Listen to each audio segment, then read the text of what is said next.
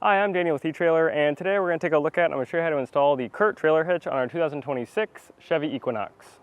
These compact SUVs are great vehicles. They're capable of a lot of things, and adding a hitch is going to allow you to add accessories to the back of them like bike racks, cargo carriers, or even do some light duty towing. Now I'll go ahead and take this bike and bike rack out so we can get a closer look at the hitch itself. This hitch looks pretty good on this Equinox. All you can really see is the hitch receiver. The cross tubes are completely hidden behind this rear fascia, and it's got that shiny black finish which matches the OEM bumper. Now I'll get you a couple measurements that might be useful to you. So from the ground to the top of the inside of the hitch receiver is about 11.5 inches. So that's good to know if you have any longer accessories back here. You want to make sure those don't bottom out when you're going up a steep incline. Now the next measurement is going to be from the center of the hitch pin hole to the outside of the bumper. And that's going to be about 6 inches. So that's good to know if you have an accessory like a bike rack and you want to make sure that doesn't hit the bumper when you have that folded up. Now, you will need a 5/8 inch pin and clip to secure your accessory in this hitch. It won't come with the hitch itself, but usually they do come with your accessory. Now, I would recommend getting a locking pin just so you have that extra sense of security when you're out on the trail. No one can come and take your bike rack. Now, the safety chain loops here are on the bottom. They're a loop style, and they can easily accept a clevis or an S-hook safety chain. Now let's get into some weight capacities. So for this hitch, the total towing capacity is going to be 4,500 pounds, and that is going to be the trailer plus whatever's inside of it. Now the tongue weight is going to be 675 pounds, and that's good to know for accessories like cargo carriers and bike racks, because that's the amount of weight that can be pushing down on the hitch receiver. Now if you decide to get this for your Equinox, then please let us know how you like it and what kind of accessory you're using with it in a review or comment. Now as far as the install goes, it's not too bad.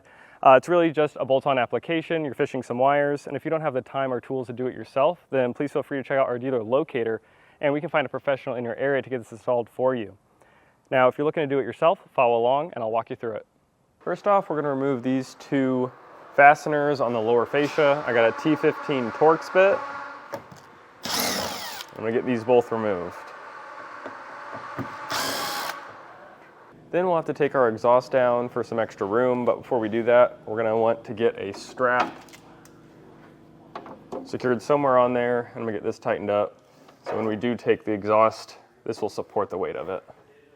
The exhaust is in some rubber isolators, but it's on a plate that has 2 bolts. I'm going to use a 15mm ratcheting wrench and get these removed.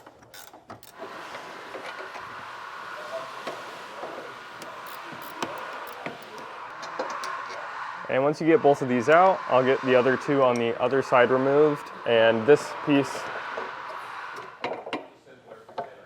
can be lifted off, and I'll just swivel this down out of the way. Now there's going to be one more rubber isolator, and this one we're just going to use, I'm going to use some spray lubricant. You can use some soapy water if you have that. That's just going to help us get this off. Now I'm going to pull this off one side, and that'll drop our exhaust down. We need to fish our hardware up into the frame here. We're going to use this hole. As you can see, it's not wide enough. So we're just going to widen this out a little bit. I'm going to use a burr bit and get this widened up.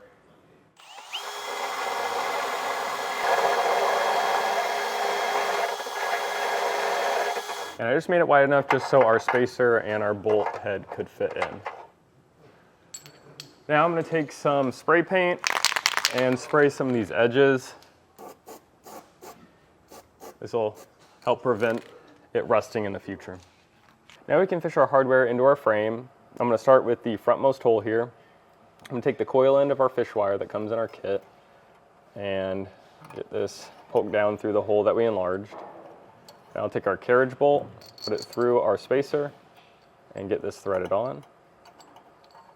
Put that spacer up through the hole, and then our carriage bolt. Give it a shake and get it pulled down. Next, I'll fish the rest of the hardware through the 2 rear holes here, and I'll fish all 3 on the other side as well. You can lift the hitch into place. Now it's a good idea to have an extra set of hands. I got Scott over there helping me lift this over the exhaust.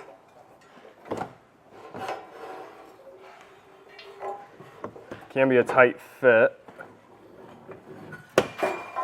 Once we've done that, we can put our fish wires through our corresponding holes. The two closest to the front of the vehicle are going to be the oblong holes. Make sure our bolts come through. I'll take the fish wire off and get our nut started. And once we got one on both sides, it'll hold the weight and we can get the rest of our hardware on. Now that we got all the nuts hand tight, I'll come back through with a 19mm socket and snug them all down.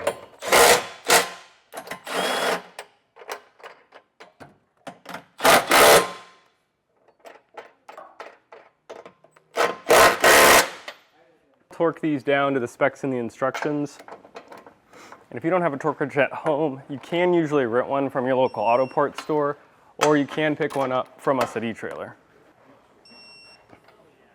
Now we can put our exhaust back up and our fascia screwed back in. I went ahead and got that last rubber isolator to secure our exhaust. Now you can take your strap down and start using your hitch. That just about does it for the look at the CURT Trailer Hitch on our 2026 Chevy Equinox.